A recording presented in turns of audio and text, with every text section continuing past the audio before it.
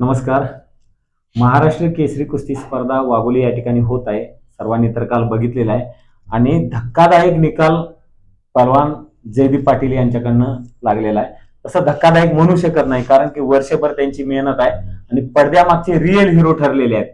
कारण की आपण जो निर्णय घेतो, मैदानी कुस्त्या असो किंवा स्पर्धेतील कुस्त्या असो, पहलवान जास्त मैदानी करत नसतात, खेळत नसतात. फक्त त्यांचं टार्गेट महाराष्ट्र केसरी पुरतं, स्पर्धेपुरतं ते जास्त असतात. त्यामुळं ही कुस्ती काल पृथ्वीराज मोहोळ आलेली आणि बऱ्याच जणाला वाटत होतं की पृथ्वीराज मोहोळ वर चढ जातील, पण धक्कादायक निकाल झाला आणि काही सेकंदात पृथ्वीराज मोहोळवर विजय मिळून जयदीप पाटील आज महाराष्ट्रभर नाव झालेलं आहे.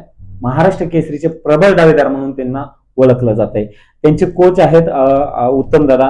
काय सांगाल कालच्या कुस्तीबद्दल? आणि बाकीचे पण आपल्या तालमीतले मेडल बसलेले आहेत. आज काही फायनलच्या पण कुस्ती आहेत. नमस्कार, मी उत्तम पाटील. आज आमच्या तालमीतील जयदीप पाटील आणि सिकंदर शेख दोन फायनलमध्ये खेळत आहेत.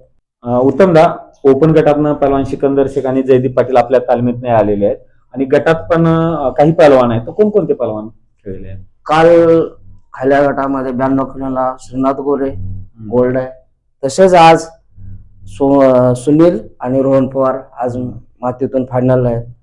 या स्पर्धेसाठी विश्वासाने आणि आम्ही मिळून खूप असं कठीण कष्ट केलेलं आहे आणि ह्यातून हा रिझल्ट आहे. जयदीप असो, सिकंदर असो, सिकंदर इंजुरीतून आहे. जयदीप पहिल्याच वर्षी हा रिझल्ट आमच्यासाठी एक सुखदायक आहे. खूप काही मिळवून दिले या रिझल्ट मधून आणि ह्या दोघांना तालमीकडून आमच्याकडून खूप साऱ्या शुभेच्छा आहेत आणि जो काही रिझल्ट असेल तो आमच्यासाठी चांगला असेल. नक्कीच. आणि आपल्यासोबत पहलवानच आहेत, पहलवानालाच विचारूया आपण. पहलवान, काल खूप चांगल्या कुस्त्या केल्या आणि सांगायचं झालं तर प्रेक्षकांचा उत्साह दिसत होता. तुम्ही ज्या भागात कुस्ती खेळत होता, म्हणजे त्या जिथं होती कोचिंगला होती, त्याच्या पाठीमागे असं तुफान असा जल्लोष होता आणि खरोखर कालची जी कुस्ती झालेली आहे एक खूप चांगली झालेली आहे. धक्कादायक निकाल होता. बऱ्याच जणांचं वेगळं तर्कवितर्क असतो शेवटी. त्यामुळं कालच्या कुस्ती खूप चर्चेत आली. जयदीप पाटलांचा काल व्हिडिओ पण बघितला, पण तुफान असा प्रतिसाद दिलेला आहे. महाराष्ट्र केसरीचा दावेदार म्हणून पण बऱ्याच जणांचे कमेंट येत होते. काय सांगाल या कुस्तीबद्दल? काय नाही, तशी प्रॅक्टिस पण माझ्याकडनं करून घेतलेली. मग सगळ्यांचे आशीर्वाद पण आहेत माझ्यासोबत. याच्या अगोदर कधी पृथ्वीराज मोहोळ यांच्यासोबत कुस्ती झाली काय?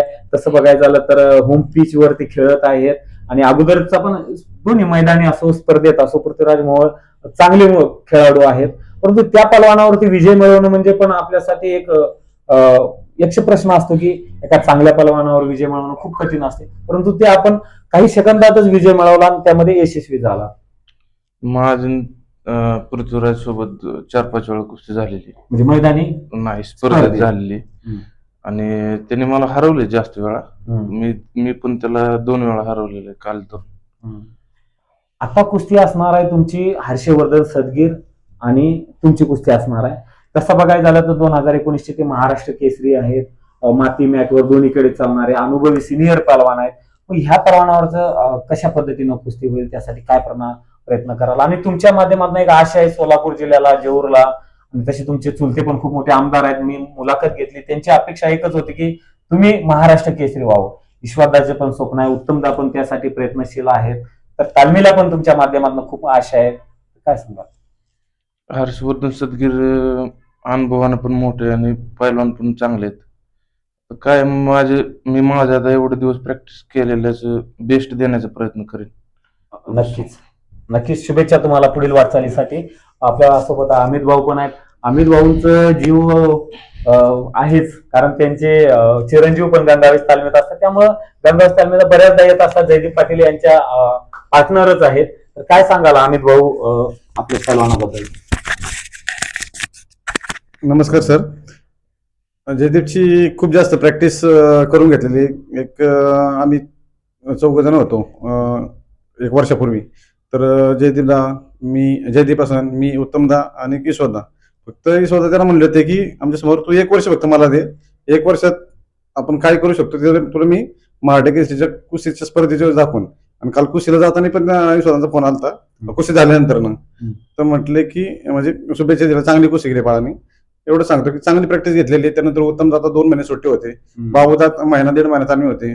परत त्याचे पप्पा असतील राजांना पाटील, ते पण महिना 2 महिने तालमीवर होते. म्हणजे सगळ्यांनी मिळून चांगली प्रॅक्टिस घेतली त्याची. त्याचं फळ त्याला भेटलेलं आहे. पृथ्वीराज मोळ पण चांगला पाहिला नाही त्यांच्या जोडीत, म्हणजे त्यांचे वय जवळजवळ सेम, वजन सेम, चांगली कुस्ती म्हणजे होण्याची अपेक्षा होती. चांगली कुस्ती झाली आहे. हार जिती कुस्ती म्हणजे चालतीच. आज हर्षवर्धन सदगीर संघ कुस्ती आहे. तो अनुभवाने जरी जास्त असेल तर याची प्रॅक्टिस जास्त घेतलेली आहे. मैदानी कुस्ती कमी केल्या, त्यांनी पूर्ण फोकस हा स्पर्धेवरती दिलेला आहे. त्यामुळे त्याला शुभेच्छा आहे सगळ्यांकडनं. आणि त्यांनी चांगला खेळ करावा आणि फायनलमध्ये जावं. तसंच सिकंदर शेख पण मातीतनं फायनल यावं अशी आमची अपेक्षा आहे की सिकंदर शेख तिकडनं यावं आणि इकडनं जयदेव जावं. पण बघूया आता थोड्याच वेळेस कुस्त्या चालू होतील. शुभेच्छा आहेत दोन्ही पैलवानांना. आपल्यासोबत विजय गुटाळ म्हणजे बाबूदा आहेत आणि जयदीप पाटलांचे ते भाऊ आहेत.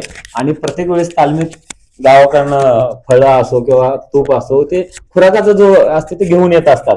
तर त्यावेळेस मी विचार केला की पलवान खरंच त्यांच्यावर प्रेम आहे आणि एवढं पलवानकीसाठी करतात. काय सांगाल, आज तुमचे भाऊ फायनलला आले आहेत, महाराष्ट्र केसरीचे दावेदार आहेत.